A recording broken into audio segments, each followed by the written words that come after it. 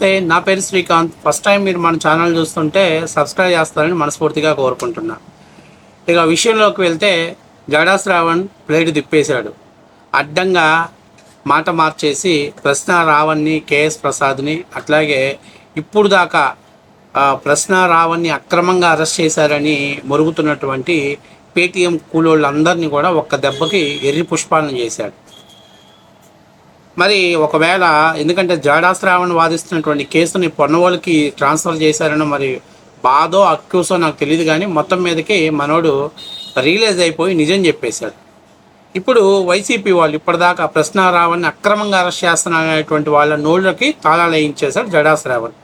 అరే ఇప్పుడు వైసీపీ వాళ్ళు ఆలోచన చేస్తున్నారు, ఇదేంటో నిన్నటిదాకా మనతో ఉన్నోడు ఇప్పుడు ఒక్కసారిగా మనకెందుకు యాంటీ అయ్యాడు, మనకి యాంటీ అవ్వడానికి కారణం ఏంటి?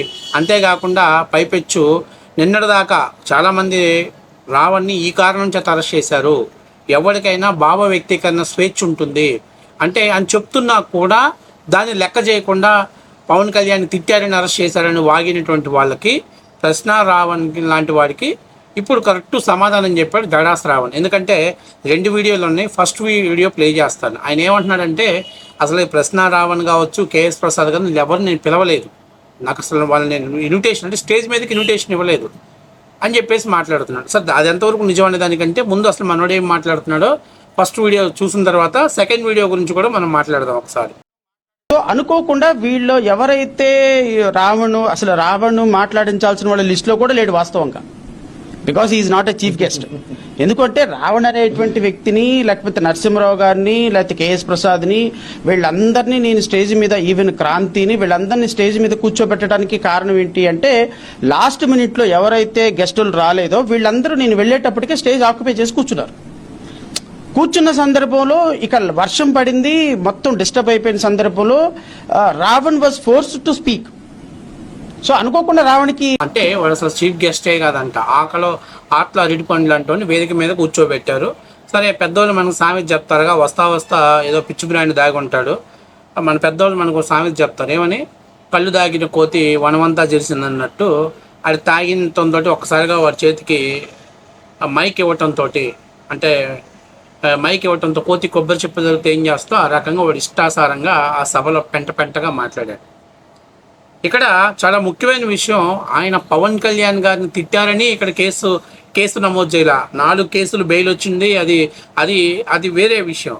కానీ హిందూ దేవతల్ని అవమానపరిచే విధంగా తను మాట్లాడాడు. ఆ సభలో కూడా హిందువుల్ని అవమానపరిచే విధంగా ఏదైతే సభలో పాల్గొన్నాడో వాళ్ళని రెచ్చగొట్టే విధంగా రావణ్ మాట్లాడాడు. సరే ఇప్పుడు మేము మొదటి నుంచి కూడా చెప్తుంది అదే, అతను హిందువులకు దేవతలను అవమానించాడు కాబట్టి ఉపా చట్టం కేసు కింద అతని మీద కేసు నమోదైందంటే వాడు వస్తాడు 6వ తరగతి చదువుకొని దంస పేరుముద్రగాడు అది ఉపా చట్టం కాదు ఉప్మా చట్టం అంటాడు. వాడి గుట్కా పాన్పరాకలను నమ్ముకొని వాడి మైండ్ మొద్దుబారిపోయింది. అందువల్ల వాడికి ఉపా చట్టానికి ఉప్మా చట్టానికి తేడా తెలియదు. ఇంకాకెవడో మెసేజ్ పెట్టారు నాకు, ఈసారి మేము అధికారంలోకి వస్తే కొడాలి నాని నిన్ను వదిలిపెట్టాం. నేనేం చెప్తున్నానంటే ఇవాళ మాకు అధికారం వచ్చిందని నేను మాట్లాడట్లా. 2019లోనే కొడాలి నాని మీద నేను వీడియోలు చేశాను, మీరు గుడివాడలోనే మా మీద అటాక్ జరిగింది. కాబట్టి నేనేం చెప్తున్నానంటే 2029లో మహా అయితే అంతకంటే ఇంకో సినిమా చూపిస్తారు. కాకపోతే ఇక్కడ ఏంటనంటే గౌరవం అనేది ఇచ్చిపుచ్చుకోవాలి. నేను మిగతా ఏ నాయకుల్ని మాట్లాడినా విమర్శించినా పద్ధతిగా మాట్లాడతా. మా జాతిలో పుట్టినటువంటి కొడాలి నాని, వల్లభనేని వంశీని, పోసాని కృష్ణమురళి గారికి, అంటే మా జాతిలో పుట్టినటువంటి మా జాతి పేరు చెప్పుకున్నటువంటి ఈ లఫుట్గాలకు మాత్రమే నేను మర్యాద ఇవ్వాల్సిన అవసరం లేదు. ఒకవేళ రేపు కేసులు పెడతా ఉన్నా అది మీ వ్యక్తిగత విషయం, దానికి నేను ఫేస్ చేయడానికి రెడీగా ఉన్నా. అలాంటి సిచ్యువేషన్ వచ్చి ఏదో వాళ్ళని అడుక్కోపో క్షమాపణ పెడతా ఉన్నా, అలాంటి పరిస్థితి వచ్చినా కూడా మేము తల వంచాల్సిన అవసరం కూడా లేదు. ఎందుకంటే మేము ప్రకాశం జిల్లా నిజమైనటువంటి ఒక కులంలో, మీరు అంటే బరాబర్ కులం గురించి మాట్లాడారు కాబట్టి నేను కూడా మాట్లాడుతున్నా. పలానా కులంలో పుట్టినాడు కాబట్టి తల తీసుకోవడానికైనా సిద్ధంగా ఉంటాం. కోడెల సుప్రసాద్ లాగా కానీ ఇలాంటి లఫుట్గాల్ని బతులాడుకునే పరిస్థితులు మేము లేవు, ఇది వాస్తవ విషయం. కాబట్టి నేను మిగతా ఎవరిని ఎప్పుడన్నా ఏదైనా సందర్భానుసారంగా మాట్లాడతాను తప్పనిచ్చి ఈ ఒక్క జాతి తక్కువ నా కొడుకుల్నే, అంటే జాతిలో తల్లి పాలు దాగి తల్లి రొమ్ము గుద్దినటువంటి నీచుగాళ్ళు. ఇప్పుడు మీరు అనొచ్చు కర్ణం బలరామకృష్ణ పార్టీ మారాడు, వీళ్ళందరూ వేరే. ఎందుకంటే తప్పనిసరి పరిస్థితుల్లో వాళ్ళకున్న పరిస్థితుల్లో మారారు, ఎక్కడా కూడా వ్యక్తిగత విమర్శలు చేయాల. సరే పార్టీ ఫోర్స్లో మాట్లాడారు, కానీ వీళ్ళు ఎలా మాట్లాడారో అందరికీ తెలుసు.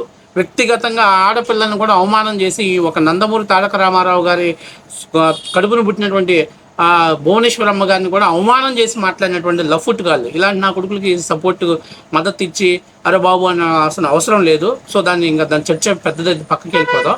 సో నేను క్లియర్ కట్గా చెప్తుంది ఏంటంటే అతన్ని పిలవలేదు చీఫ్ గెస్ట్. సరే ఎందుకు ఇప్పుడు మాట్లాడాల్సి వచ్చిందంటే వాస్తవానికి ఏదో వీడిని బయటికి లాగేద్దాం, సేఫ్ జోన్లోకి వెళ్దాం, నేను హీరో అవుదాం అనుకున్నటువంటి జాడా శ్రావణ్కి ఈ కేసులో చాలా క్లిష్టతరమైనటువంటిది. జాడా శ్రావణ్కి తెలియనటువంటి విషయాలు కూడా బయటపడ్డాయి. అసలు జాడా శ్రావణ్ ఏమనుకున్నాడంటే వేదిక మీదకి వెళ్ళాడు, మాట్లాడాడు, వీడు మాట్లాడినందుకు కేసులు పెట్టారనుకుంటున్నారు. కాదు, దానికంటే ముందు ఒక స్క్రిప్టుడు ప్లాన్డ్గా వేరే వాళ్ళు ఇచ్చినటువంటి స్క్రిప్ట్ను వాడు అమలు చేశాడు అక్కడ. అందుకని ఇప్పుడు అది నా మీద కూడా చుట్టుకోబోతుంది కాబట్టి అందుకని తెలివిగా జాడా శ్రావణ్ ఏం చేశాడంటే అసలు అతను చీఫ్ గెస్టే కాదు, ఏదో వాడు ఊరకొచ్చి పైకి వచ్చి మాట్లాడాడు, వాడు ఇష్టాసారంగా మాట్లాడాడు. అంతేకాకుండా ఇంకో క్లియర్ కట్గా కూడా చెప్తున్నాడు. ఏమని చెప్తున్నాడంటే ఎవరైనా ఎవరిని ఏ దేవుణ్ణి అవమానపరిస్తే ఊరుకోవాల్సిన ప్రసక్తి లేదు. ఎందుకంటే ఎవరి దేవుడు వాళ్ళ గొప్ప, ఎవరి మతం వాళ్ళ గొప్ప. మరి నిన్నటాంచి దాదాపుగా రావణ్ అరెస్ట్ కాకముందుటాంచి కూడా మేము చెప్తుంది అదే, మా దేవుడు మాకు గొప్ప. మీరు ఎవరిని పూజించుకుంటారో అది మీ వ్యక్తిగత విషయం. మీరు పూజించుకునే దేవుడి గురించి మాట్లాడట్లా, కానీ మేము ఆరాధించేటువంటి దేవుడి గురించి మాట్లాడుతున్నారు. మేము మాకు అత్యంత ప్రాణపదమైనటువంటి భగవద్గీత మీద మీరు మాట్లాడుతున్నారు. మీరు అనొచ్చు ఈ దేశంలో మిగతా వాళ్ళు మాట్లాడుతున్నారు కదా అని. మిగతా వాళ్ళు మాట్లాడటానికి అది వేరే రీజన్ ఉండొచ్చు. కానీ ఇక్కడ నేను క్లియర్గా చెప్తున్నా ఒకటే విషయం, మేము ఆరాధించేటువంటి ఇది హిందూ దేశం, మెజారిటీ హిందువులు ఉన్నటువంటి దేశం. ఈ దేశంలో ఇష్టాసారంగా మాట్లాడటం, హిందూ దేవుళ్ళని అవమానపరిచే విధంగా మాట్లాడటం, అలాగే హిందువుల్ని అవమానపరిచే విధంగా మాట్లాడితే సహించి ఊరుకునే ప్రసక్తే లేదు. అది మేము ఉండటాన్ని చెప్తుంది. కాకపోతే ఇప్పుడు జాడా శ్రావణ్కి ఏమైందంటే పాపం ఎవరను సవరం అయితే కానీ ఎవరం బోధపడలేదన్నట్టు జగన్మోహన్ రెడ్డిని నమ్ముకొని మనం ఏదైనా చేయొచ్చులే, మన ఇష్టాసారంగా మాట్లాడొచ్చులే, మనల్ని ఎవడేం పీకుతాడులే అనుకున్నటువంటి జాడా శ్రావణ్కి కూడా చాలా వరకు తత్వం బోధపడింది. ఏంటి ఏదనంటే అన్య మతాల జోలికి పోతే తాట తీస్తారు, అందులో ఎటువంటి రాజీ పడే ప్రసక్తి లేదు అనేది జాడా శ్రావణ్ కూడా అర్థం అవడంతో ఇప్పుడు చూడండి ఎంత బాగా మాట్లాడుతున్నాడు. ఎందుకు అంటే మతం అనేది వ్యక్తిగతమైనటువంటి విషయం. నీకు నా మతం మీద బాధ్యత ఇది లేదనుకోండి, నువ్వు మాట్లాడు. నీ మతం మీద నేను గౌరవం ఉందనుకోండి, పూజించు. నీకు గౌరవం లేకపోతే ఇంకొకళ్ళ మతాలను కించపరిచే హక్కు నీకు లేదు. సో ఇప్పుడు మనోడు అలా మాట్లాడుతున్నాడు. ఎందుకు అంటే మనోడికి సీన్ అర్థమైపోయింది. కేసీపీడీ ఆడిస్తారు, ఇన్నాళ్ళు నేను దళితులు ముసుగులు వేసుకొని ఏదో చెప్పారనుకుంటున్నారు, కాదు తాట తీస్తారని అర్థమైపోయింది. నేను ఇంకొకటి కూడా చెప్తున్నా, ఈ మధ్య కొంతమంది లెగిస్తే ఒక సామాజిక వర్గం మీద తప్పుడు ప్రచారం చేసే వాళ్ళకు కూడా చెప్తున్నా, టైం దగ్గరలోనే ఉంది. మీకు కూడా టైం దగ్గరలోనే ఉంది.